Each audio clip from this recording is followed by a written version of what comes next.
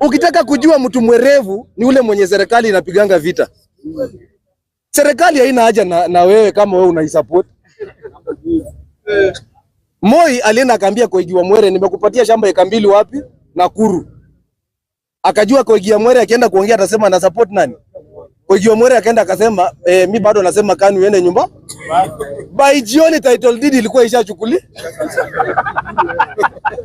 Kwa hivyo mwenye anachukua ya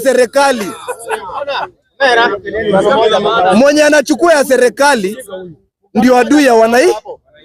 Kwa sababu ukichukua ya serikali wewe umezuia maendeleo.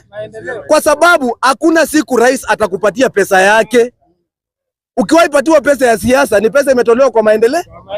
Mjue hivyo. Kwa hivyo vile unapiga makofi tu jamaa wangu anasapotiwa, ujue amepatiwa pesa kutoka kwa maendeleo yenu. Wacha nikuulize, tuko Nakuru saa hizi, si ndio? Kama barabara haipitiki, inajalisha una support nani?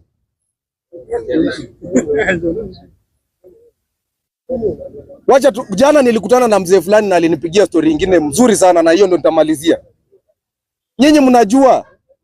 Nyinyi mnajua kuna watu wa Kenya walienda kina Andrew Ligale, mnajua walienda 2008 Singapore wakitaka kufanya Nairobi ikae kama Singapore. Wakati walifika Singapore wakaenda wakatafuta waziri wa city planning. Waziri wa city planning akauza, nimekuja kufanya nini? Sisi mimi naitwa Andrew Ligale na nimekuja na hii delegation kutoka Kenya. Tunataka tuone vile mnafanya maendeleo Singapore, tuende tufanye wapi? Kenya. Akawaambia hakuna shida, nitawapea document. Akafungua na akampatia. Hiyo document akiangalia ilitolewa Kenya. Unajua ilitolewa Kenya mwaka gani? 1974. Kenya iliplan kukua kama Singapore in 1974.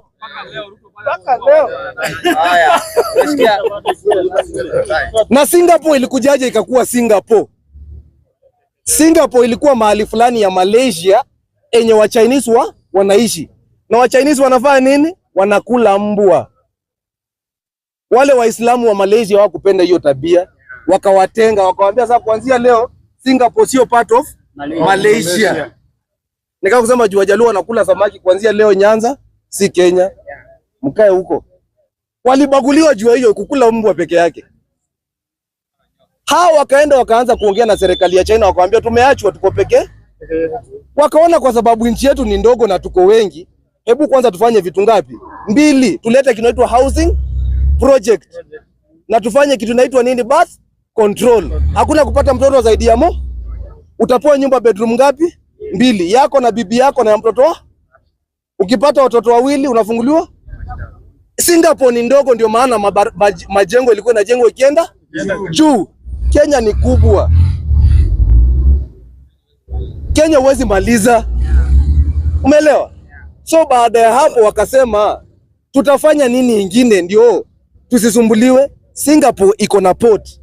Si hapo kuna maji? Wakasema sasa kuanzia leo si tutaanza kutengeneza hapa garage ya kutengeneza nini? Meli, kufanya nini? So wanadoka. Lakini wakaanza kuona watu wanatengeneza nchi yao, wakaanza kupitisha drugs. Likuwa niyo kapitisha sheria. Ukipatikana na drugs Singapore ni nini? Capital offense. Unanyongwa. Unasikianga ati rafiki ya nani? Rafiki ya Likuwa New alikuwa anafanya project ya manyumba, si ndio? Alafu wakakula hiyo pesa. Wakati alianza kuangaliwa na anti corruption, akasema mimi I know people. Unajua wale wa Kenya wanakuwa na kiburi. Ati unajua mimi najuana na nani wewe? Umepatikana kwa makosa, alafu kitu ya kwanza unasema unajua najuana na. Unajua mimi naweza kufuta kazi. Mwizi anaambia polisi, unajua mimi naweza kupiga transfer. Kenya shida sio kuiba, shida ni ukue maskini, mwizi maskini.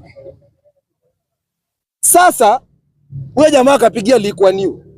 Likuwa New akamwambia waziri haina shida, wewe fanya aje? Wewe malizana na hao watu, mimi niko tu. Hakumuokoa. Wewe jamaa alijua kitu itamfanyikia akajinyonga yeye mwenyewe.